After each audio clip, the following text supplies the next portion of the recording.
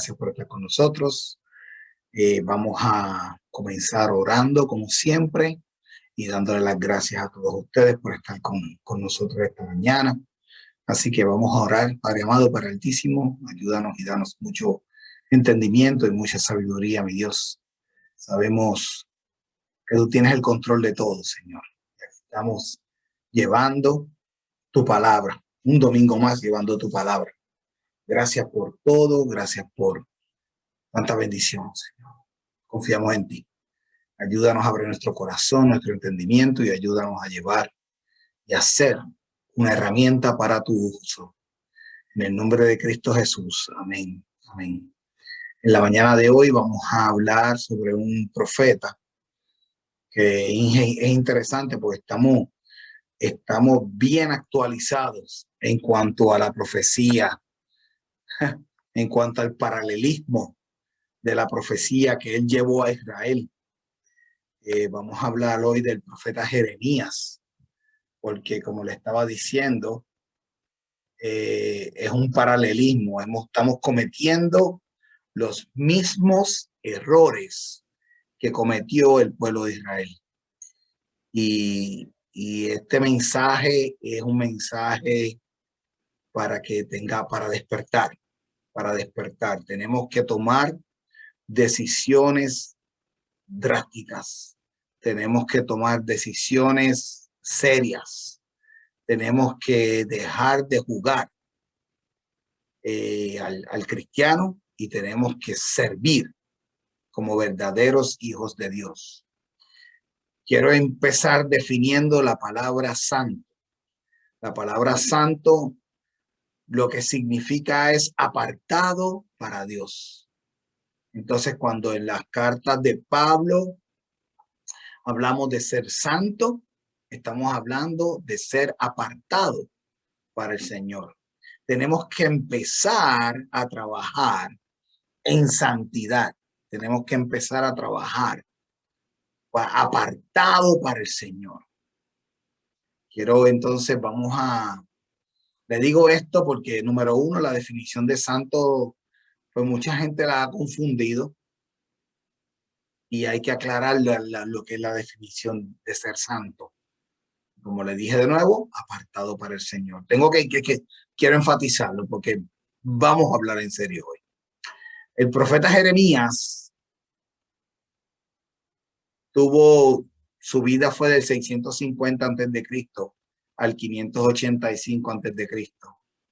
Y fue el profeta que Dios utilizó para llevarle el mensaje al pueblo de Judá. ¿Qué mensaje? Un mensaje de que iba a ser destruido. Un mensaje de que iba a ser conquistado. Un mensaje de que iba a ser castigado. ¿Por qué? Por su desobediencia. Por la desobediencia que practicaba a Israel en ese entonces.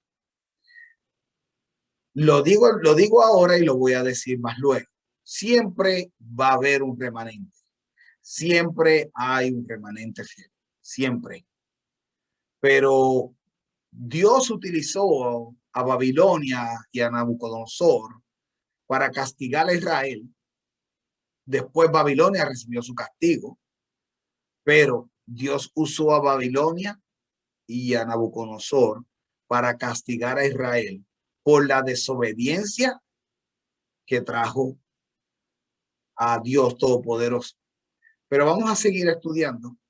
Y dice, la labor de Jeremías, el profeta, fue llamar al arrepentimiento al reino de Judá y principalmente a los reyes de Josías, Joacín, también llamado Joaquín II, y Sedecías, también llamado Sedequías, debido al castigo impuesto por Yahvé el Padre, que sería conquistada por los caldeos si no volvían su corazón hacia Dios.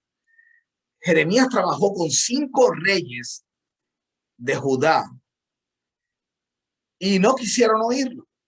Jeremías fue tirado a un pozo de agua seco, lleno, no tenía agua, lo que tenía era el bache ese, el bache.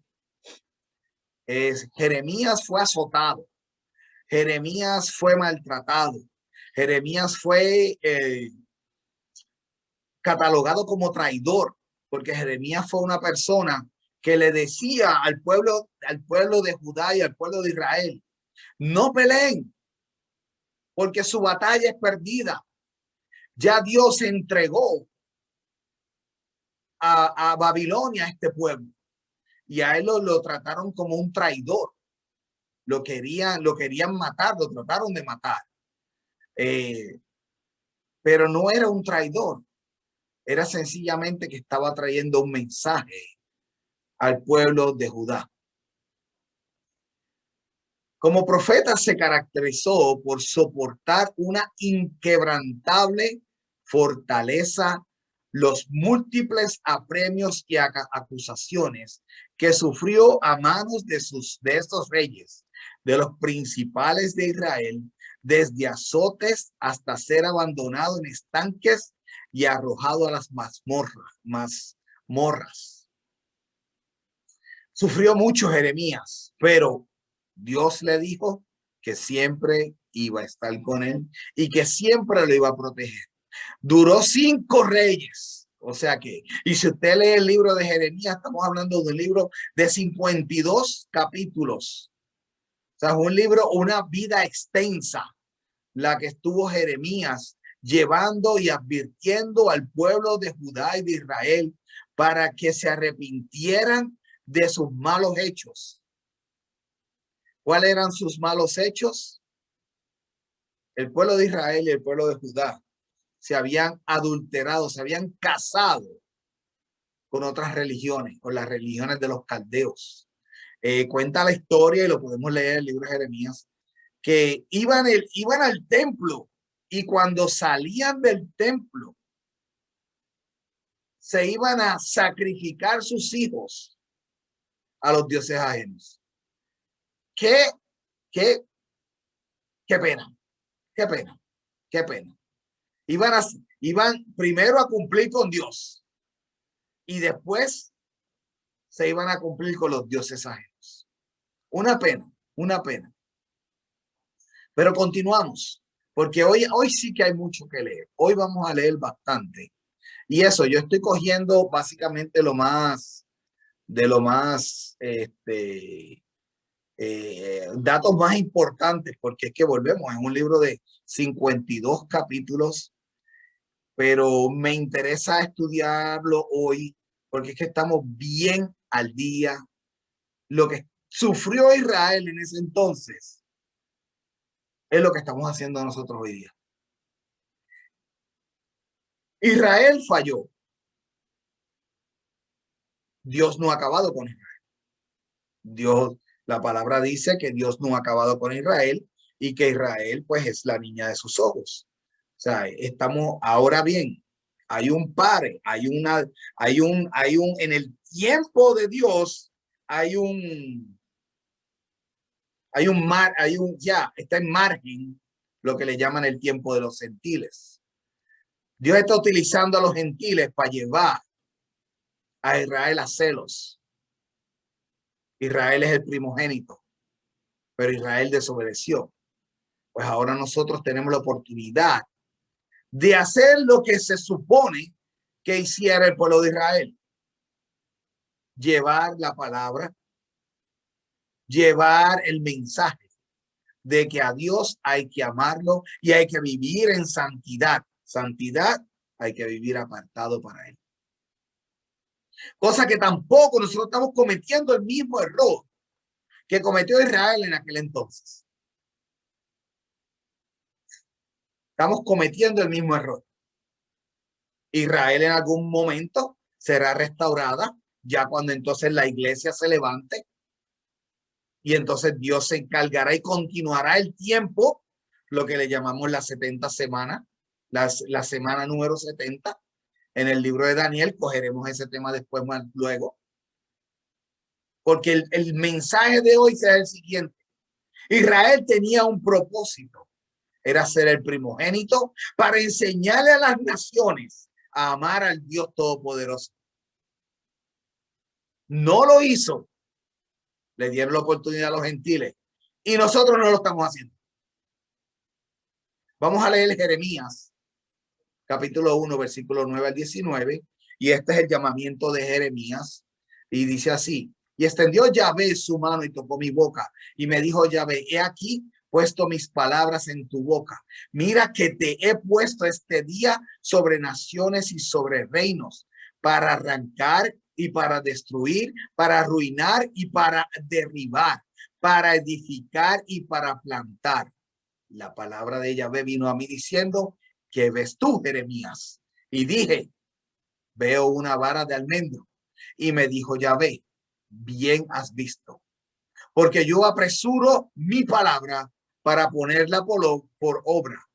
Vino a mí palabra de Yahvé por segunda vez diciendo: ¿qué ves tú? Y dije: veo una olla que hierve y su faz está hacia el norte.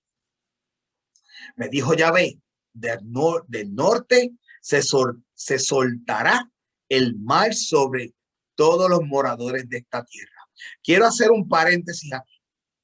¿Cuál es el paréntesis? La Biblia tiene un patrón. La Biblia, si usted estudia la Biblia, usted va a ver un patrón. ¿Qué es lo que va a pasar para los tiempos apocalípticos? Viene la tribu del norte a tratar de destruir a Israel, a atacar a Israel. Hay un patrón. Entonces, ¿qué está pasando ahora mismo? Viene la tribu del norte para destruir a Israel, para conquistarlo. Hay un patrón. Porque es aquí que yo convoco a todas las familias de los reinos del norte, dice Yahvé. Dios lo conoce todo. Dios lo sabe todo. Y le tengo un ejemplo al final de esto. Pero ahora mismo, pues Dios lo sabe todo y podemos notar. Y vendrá y pondrá a cada uno su campamento a la entrada de la puerta de Jerusalén y junto a todos sus muros en derredor y contra todas las ciudades de Judá, y a causa de todas sus maldad proferiré mis juicios contra los que me dejaron e incenciaron a dioses extraños y la obra de sus manos adoraron. ¿Ves la acusación? Aquí está la acusación. Se fueron a través de dioses ajenos. Israel ha visto la mano de Dios cara a cara. Y como quiera, se van detrás de dioses ajenos. Seguimos leyendo. Tú pues, ciñe tus lomos, levántate y háblales todo cuanto te mande. No temas delante de ellos, para que no te haga yo quebrantar delante de ellos. Yo le voy a decir una cosa. Cuando Dios llama, Dios protege. Inclusive, como le dije al principio del servicio, siempre hay un remanente. ¿Quién es ese remanente? El remanente es el que Dios protege. Pero ¿por qué Dios lo protege? Porque han obedecido el llamado de Dios. Porque han obedecido y están haciendo la voluntad de Dios. Tenemos que tomar la decisión de hacer la voluntad de Dios, cueste lo que cueste. Como columna de hierro y como muro de bronce contra toda esta tierra, contra los reyes de Judá, sus príncipes, sus sacerdotes y el pueblo de la tierra, y pelearán contra ti, pero no te vencerán. Si Dios con nosotros, ¿quién contra nosotros? Sacerdotes falsos, el pueblo, los reyes, los principales, todos en contra de Jeremías. Todos, pero no pudieron porque Dios estaba con Jeremías. Porque yo estoy contigo, dice Yahvé, para librarte. Es interesante como podemos ver aquí, como un pueblo completo está en contra del profeta de Dios. E inclusive, Jeremías escribe y le lleva al rey Y el rey lo que hace es que rompe los escritos de Jeremías. Lo que Jeremías escribió, dicho por el Padre Creador, lo que la condenación que venía y todo lo que estaba escrito por manos de Jeremías, escrito, mandado por boca de Dios, el rey lo cogió y lo rompió. No quiso saber, no quiso escuchar. Vamos a continuar con Jeremías. Y es interesante porque le dije que vamos a leer mucho hoy. Hoy sí vamos a leer mucho, porque es que nos estamos pareciendo, estamos tomando el mismo camino del pueblo de Judá y del pueblo de Jerusalén. ¿Y cuál es ese? Nos hemos casado con el pecado. Nos hemos casado y no estamos guardando la santidad que necesitamos guardar. Y yo le voy a decir una cosa. Si algún título sería bueno para este mensaje, sería No pasa nada. ¿Usted sabe por qué? Porque el pueblo de Israel se casó con dioses ajenos. Ah, está bien, no hay problema. No va a pasar nada. Vamos a adulterar.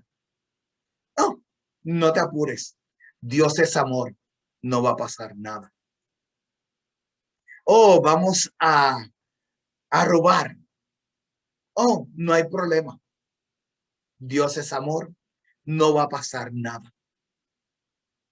Oh, vamos a hacer lo que sea. Póngale nombre. No hay problema. Porque Dios es amor y no va a pasar nada. Vino un Jeremías, advirtió la destrucción y no le hicieron caso porque no va a pasar nada. En los tiempos de hoy, lamentablemente vivimos lo mismo. Estamos viviendo lo mismo. Las iglesias están llenas de personas buscando su bendición, de personas buscando su milagro, de personas tratando de entenderse ellos mismos, de personas buscando serse más ricos, de personas buscando por qué soy de esta manera, de personas buscando por qué soy de la otra manera, de personas llenas de pecados a propósito, pero no va a pasar nada porque Dios es amor. Tenemos que despertar. Tenemos que cambiar esa mentalidad de no va a pasar nada a que no ha pasado nada porque Dios nos está dando la oportunidad a que lleguemos al arrepentimiento. Pero algún día sí va a pasar. Y cuando ese día pase, yo espero que si usted está oyendo este mensaje, usted diga, me acuerdo de aquel muchacho que estaba ahora, trayendo un mensaje, vamos a ponernos las pilas, porque hay que ser santos para Dios. Jeremías capítulo 5, versículos del 1 al 17.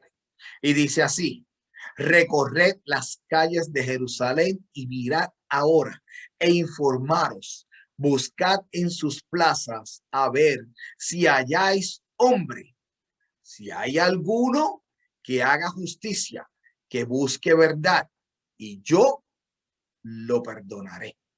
Aunque digan vive Yahvé, juran falsamente. ¿Acaso no vivimos eso en los días de hoy? ¿Acaso por ahí no hay muchas personas haciéndose mencionar profetas, maestros, hasta pastores, pastores que no han sabido ni leer la Biblia completa una sola vez? Pastores que se llaman pastores y no saben lo que es el final de los tiempos, no saben lo que es la profecía. Son pastores que lo único que enseñan es la bendición. el futuro, la prosperidad. Hay que estudiar la palabra de Dios. Dice así: oh Yahvé, no miran tus ojos a la verdad. Los azotaste y no les dolió. Los consumiste y no quisieron recibir corrección. Endurecieron sus rostros más que piedra y no quisieron convertirse. Yo le voy a decir algo, miren. En el Antiguo Testamento, desde Adán y Eva, cuando Adán y Eva pecaron, empezaron los sacrificios. Para poder tener una relación con Dios, había que traer un sacrificio. ¿Qué simbolizaba el sacrificio? El sacrificio simbolizaba que yo estaba arrepentido de mis pecados, de lo que yo hice mal. Y entonces traigo el sacrificio para ser grato, el olor grato al Padre. Y entonces hacer orar y hacer mi petición, esperando que Dios me oiga. ¿Quién es el sacrificio perfecto? Jesucristo. Jesucristo es nuestro sacrificio perfecto. Es el Cordero perfecto. Pues entonces ya no hay que hacer el sacrificio que se hacía en el Antiguo Testamento. Porque ahora a través de la sangre de Cristo, pues entonces es nuestro Cordero, el intercesor. Pero hay algo, hay una clave aquí. Tanto sea en el Antiguo Testamento como en el Nuevo Testamento, se le pedía a la persona que viviera apartado para Dios.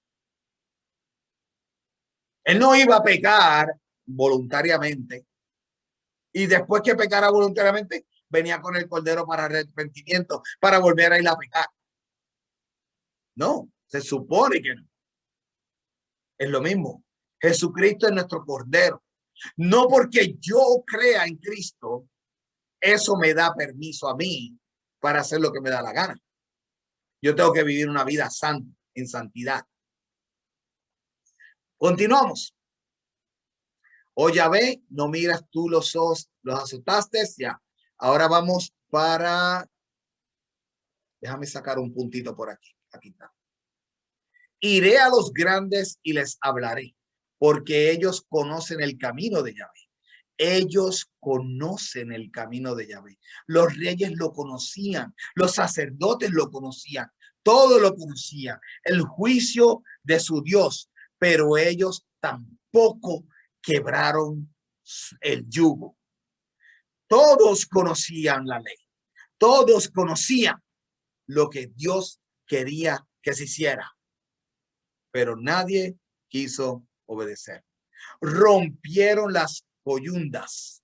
Por tanto, el león de la selva los matará, los destruirá el lobo del desierto, el leopardo acechará sus ciudades. Cualquiera de ellas que de ellos salieran serán arrebatados, porque sus rebeliones se han multiplicado, se han aumentado sus deslealtades. ¿Cómo te he de perdonar por esto? Increíble. Pecando a propósito. ¿Cuántos de nosotros pecamos a propósito? ¿Cuántos? Tenemos que recapacitar. Tenemos que buscar santidad. Sus hijos me dejaron y juraron por lo que no es de Dios. Los sacié y adulteraron. Y en casa de rameras se juntaron en compañía, como caballos bien alimentados. Por caballos bien alimentados, cada cual relinchaba tras la mujer de su prójimo. No había de castigar esto, dijo Yahvé. De una nación como esta, ¿no se había de vengar mi alma? Escalad sus muros y destruid, pero no del todo. Quitad las almenas de su muro, porque no son de Yahvé. ¿Para qué resueltamente se rebelaron contra mí? la casa de Israel y la casa de Judá, dice Yahvé. Negaron a Yahvé y dijeron, él no es y no vendrá mal sobre nosotros. Miren para allá lo que estaba diciendo el pueblo. Dios lo que estaba dando era tiempo para que el pueblo se arrepintiera. ¿Y qué decía el pueblo? No pasa nada. Los se quedaron con que voy a hacer lo que me dé la gana, que no hay problema, no va a pasar nada. Tenemos iglesia. Usted que me escucha hoy día, tenemos que despertar, porque en algún momento sí va a pasar. En algún momento se tocará la trompeta y sí va a pasar algo. Así que tenemos que tener y tenemos que velar y tenemos que vivir en santidad. Por tanto, así ha dicho Yahvé Dios de los ejércitos, porque dijeron estas palabras, he aquí, yo pongo mis palabras en tu boca por fuego. Y a esta, perdón, y a este pueblo por leña. Mi palabra por fuego y a ellos por leña. Increíble. Van a ser quemados. Van a ser destruidos. Y los consumirá. He aquí yo traigo sobre vosotros gente de lejos, o casa de Israel, dice Yahvé, gente robusta, gente antigua, gente cuya lengua ignorarás y no entenderás a los que hablaren. Su aljaba como sepulcro abierto, todos valientes. Y comerán tu mies y tu pan. Comerá a tus hijos y a tus hijas. Comerá tus ovejas y tus vacas. Comerá tus viñas y tus higueras. Y a espada convertirá en nada tus ciudades fortificadas en que confías. El pueblo de Israel se había confiado de que son los hijos de Dios, de que tenemos el templo, de que tenemos el arca, de que tenemos aquí, que tenemos allá, que tenemos esto, que Dios está con nosotros. Se confiaron tanto que se dejaron caer y se dejaron enamorar por el enemigo y se dejaron influenciar por el enemigo y cayeron. Se preocuparon tanto por todo lo que tenían que se olvidaron de lo principal, obedecer a Dios Todopoderoso. Y lamentablemente, con el no pasa nada, pasaron muchas cosas. Lamentablemente pasaron muchas cosas. Jeremías 5:19 dice, y cuando dijeren, ¿por qué Yahvé, el Dios nuestro, hizo con nosotros todas estas cosas? Entonces les dirás, de manera que me dejasteis a mí y servisteis a dioses ajenos en vuestra tierra, así serviréis a extraños en tierra ajena. Dejaron a Dios, dejaron la ley.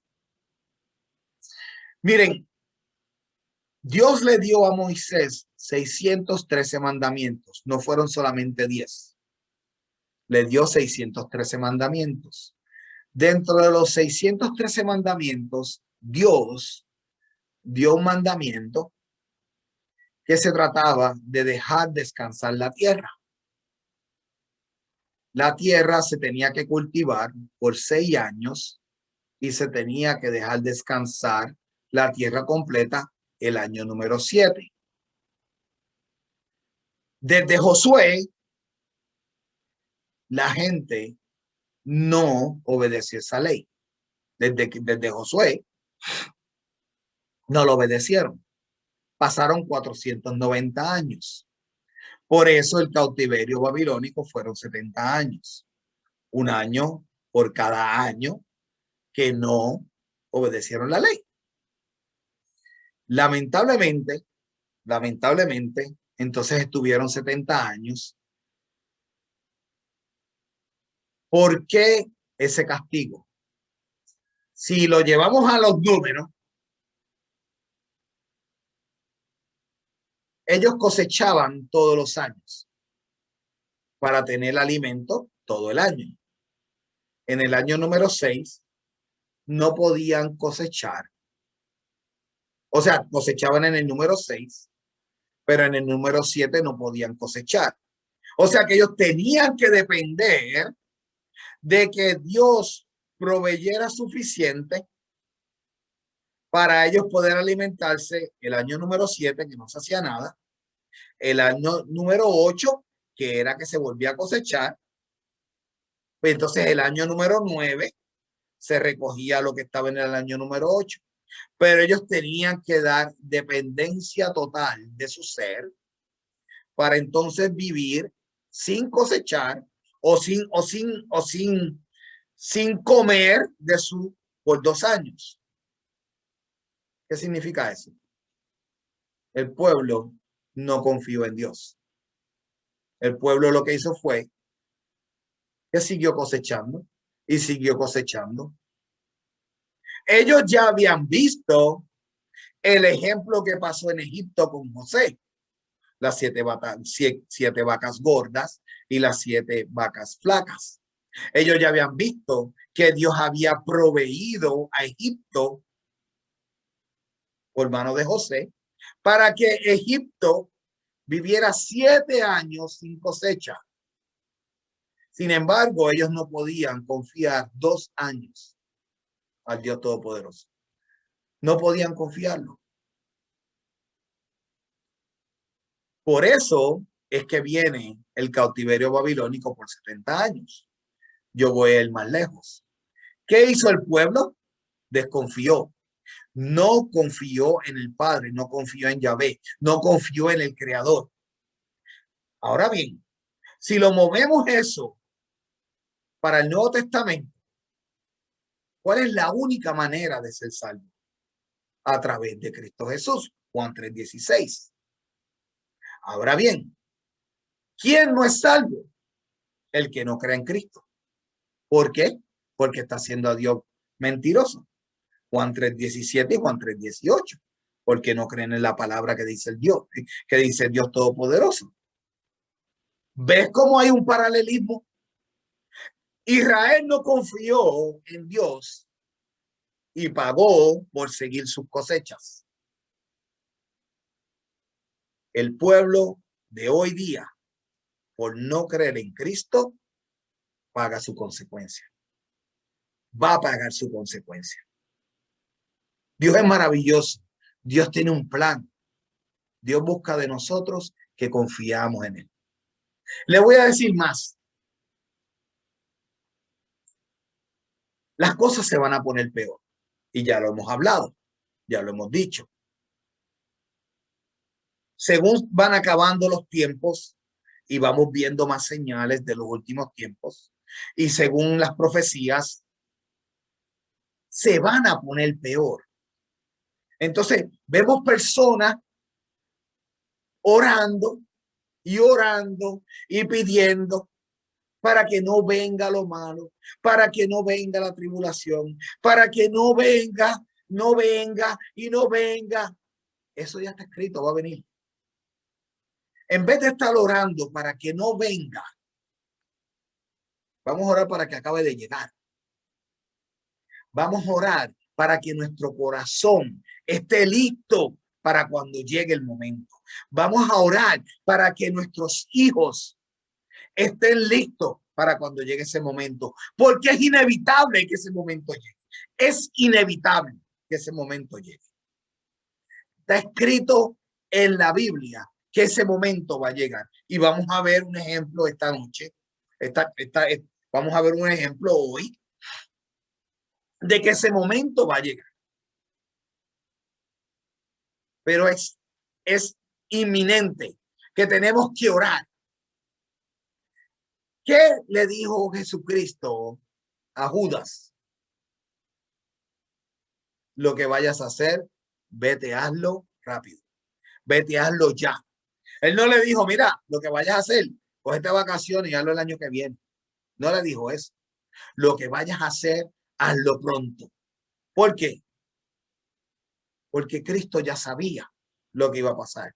Lo que viene para el pueblo, lo que viene para este mundo. Miren, lo que hay que orar es que acabe. ¿Usted sabe por qué? Porque hay un remanente que Dios va a proteger. Hay un remanente que Dios va a bendecir. Ya sea que vivamos o que muramos, para Cristo morimos y para Cristo vivimos. Entonces, ya sea que nos quiten la vida, o ya sea que no nos las quiten, o ya sea que vivamos o que muramos, somos bendecidos en Cristo Jesús. Entonces, ¿por qué hay que preocuparse? Lo que va a venir, pero el que está en santidad con Dios, el que está, como dije la semana pasada, en línea conectado con el Creador, miren, bendiciones. Vamos a estar bien, vamos a estar confiados. Es la palabra que está buscando. Vamos a estar confiados de que Dios tiene el control. Y vamos a confiar en su voluntad. Vamos a confiar en su eminencia. Vamos a confiar en que Dios tiene un plan. Y me pase lo que me pase, ha sido voluntad del Señor.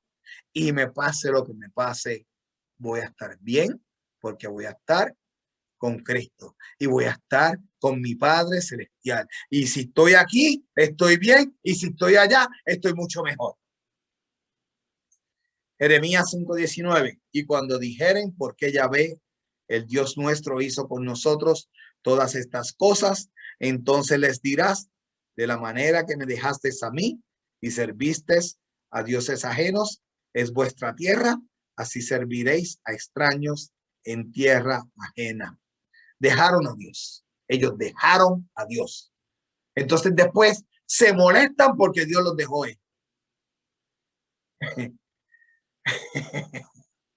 Me tengo que reír. Me tengo que reír porque es que nosotros los humanos somos así.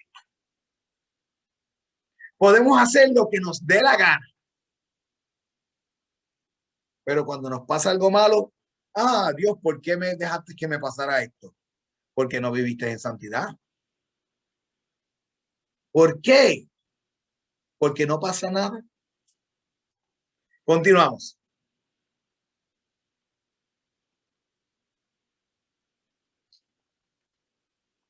Jeremías 5:21 dice, oíd ahora esto, pueblo necio y sin corazón, que tienen ojos y no ven, tienen oído y no oyen. Interesante, ¿verdad?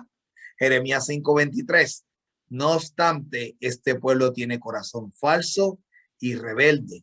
Se apartaron y se fueron. Es una pena, es una pena, es una pena que se hayan apartado y se hayan ido.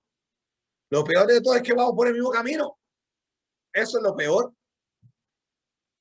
Ahora bien, yo quiero que ustedes estudiemos esta parte de Jeremías, capítulo 52, versículo del 1 al 11. Y miren lo que pasa con el rey Sedequías. Era Sedequías de edad de 21 años cuando comenzó a reinar y reinó 11 años en Jerusalén.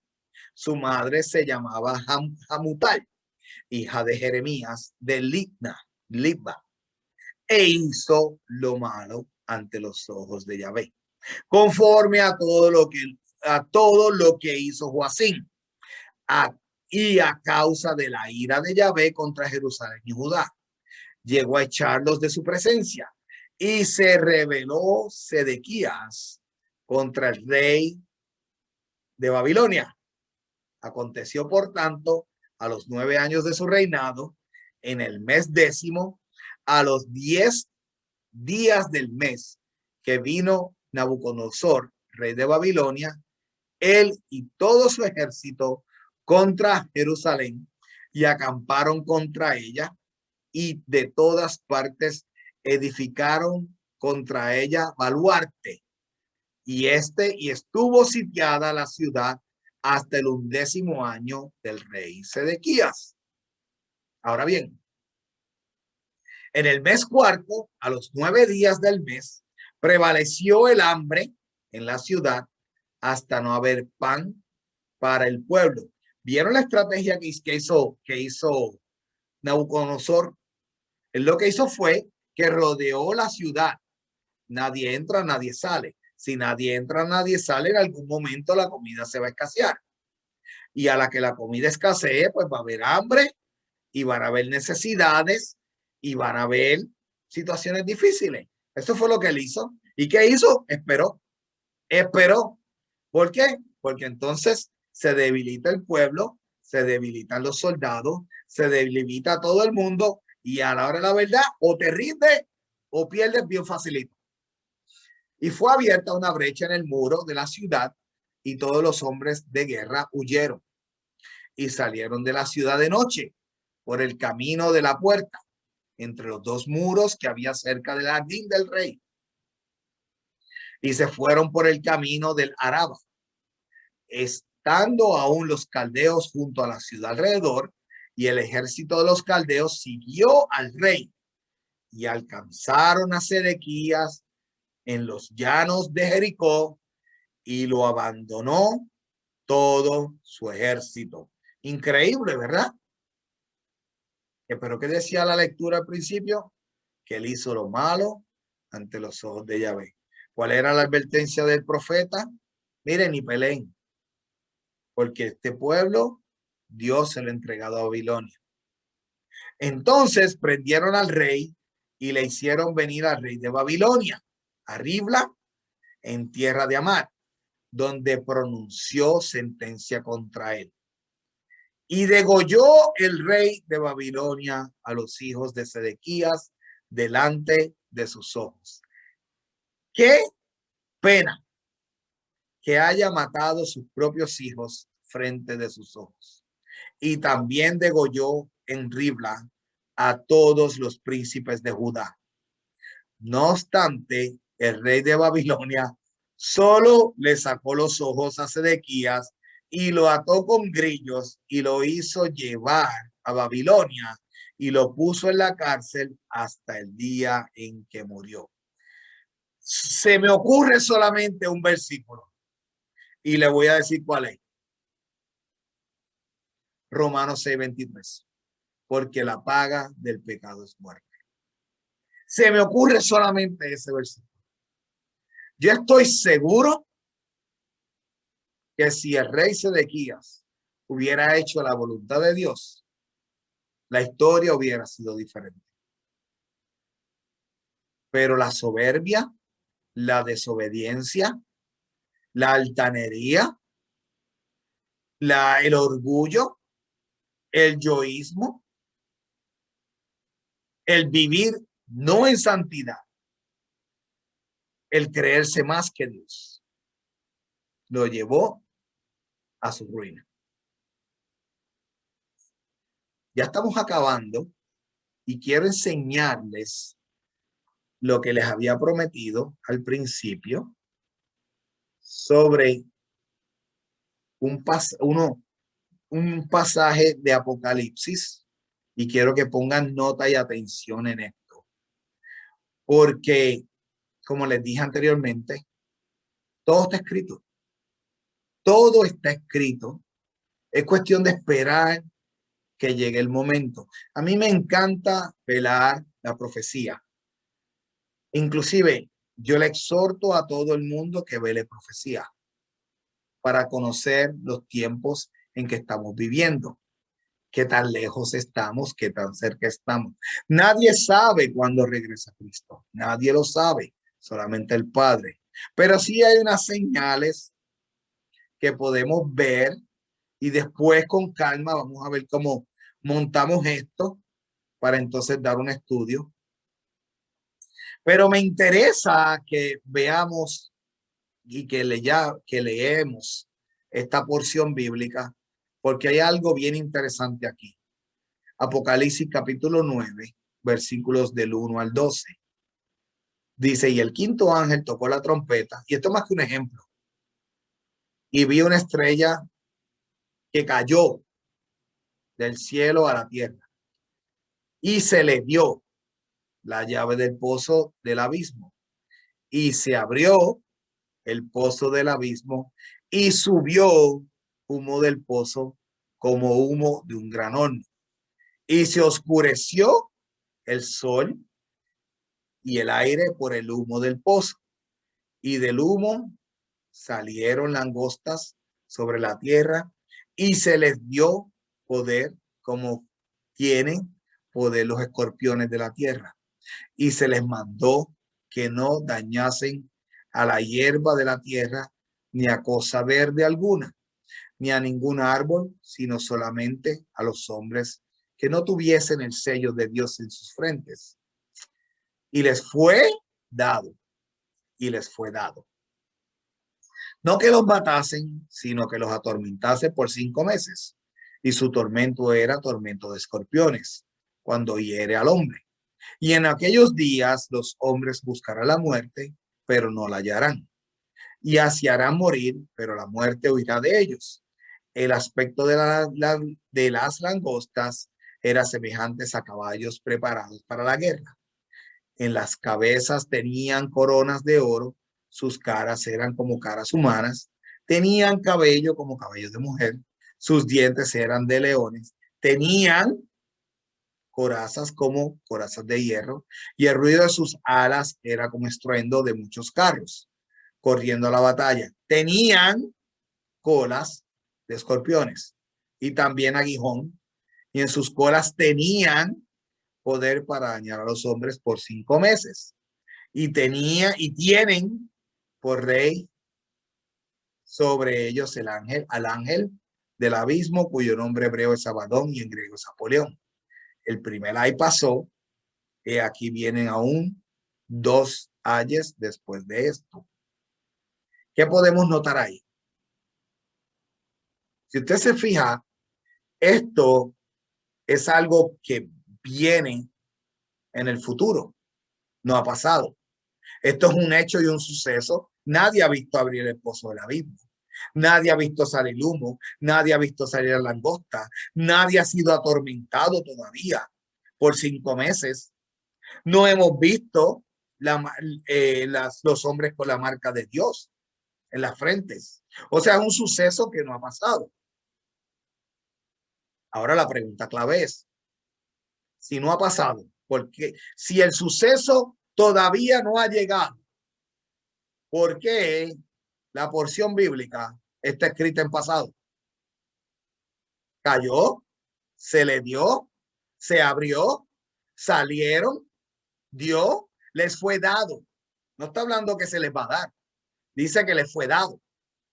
Tenían, no tienen, ni tendrán, tenían. Se está hablando en pasado. Todo lo que Juan está escribiendo aquí, lo está escribiendo en pasado. Para Dios no hay futuro. Para Dios no hay presente, no hay pasado. Para el tiempo de Dios, desde antes de la fundación del mundo hasta el final de la fundación del mundo, hasta el final de los tiempos, perdón, Dios está fuera de eso. Dios lo está viendo todo como si fuera un presente. Él sabe en qué tiempo estamos. Él sabe en el tiempo en que Cristo va a regresar. Él supo en el tiempo en que Cristo fue crucificado. Él conoce todo. Él sabe el tiempo del milenio. Él sabe cuándo Él va a permitir que pasen estas cosas. Entonces, para Dios necesita un futuro. Por eso es que está escrito en pasado. Porque para Dios todo es un presente. Todo es un presente. ¿Qué les quiero decir con esto? ¿Usted sabe qué le quiero decir con esto? Que tenemos que confiar en un Dios, porque Él está completamente fuera de la ecuación. Él está completamente fuera, observando todo lo que está pasando. Él está vigilando todo lo que está sucediendo, porque Él así lo ha planificado. Él así lo ha organizado. Él así lo tiene diseñado. Entonces, él está sencillamente afuera esperando que los tiempos se cumplan como él lo ha planificado. ¿Qué les quiero decir con esto? Que tenemos que confiar. ¿Qué les quiero decir con esto? Lo que le dije al principio del servicio. Tenemos que tomar una decisión seria. Tenemos que tomar la decisión de vivir en santidad. Tenemos que tomar la decisión de vivir en santidad. No podemos seguir viviendo en el déjame hacer esto porque nada va a pasar. Déjame hacer lo otro porque nada va a pasar. El tiempo se está cumpliendo. Las cosas se están cumpliendo. La oportunidad no es que nada va a pasar. No es que Dios te está dejando que hagas con tu vida lo que tú quieras. No, es que Dios te está dando la oportunidad para que vengas al arrepentimiento. Porque es que después viene el llanto y el crujir de dientes. Entonces, tenemos que dejar y soltar esa idea de que nada va a pasar. Y tenemos que empezar en el pensamiento de que déjame arreglar mis cosas y vivir apartado para el Señor. Porque yo necesito el favor de Dios. Yo necesito su bendición. Yo necesito servirle a Él. Yo necesito su protección. Yo necesito ser agradecido. Yo necesito reconocerlo como mi Dios y mi Rey. Entonces, quería, de verdad que quería cerrar con esto, porque quería demostrarles a ustedes que para Dios esa línea de tiempo no existe pasado, presente y futuro. Esa línea de tiempo para el Señor es sencillamente un presente que Él está velando y que Él está esperando que pasen ciertas cosas para empezar a dejar fluir otras cosas. Algo tiene que pasar para que Él siga fluyendo. ¿Y cuál es una de esas cosas? No es que no va a pasar nada. Es que está esperando que vengan al arrepentimiento los que tienen que llegar al arrepentimiento.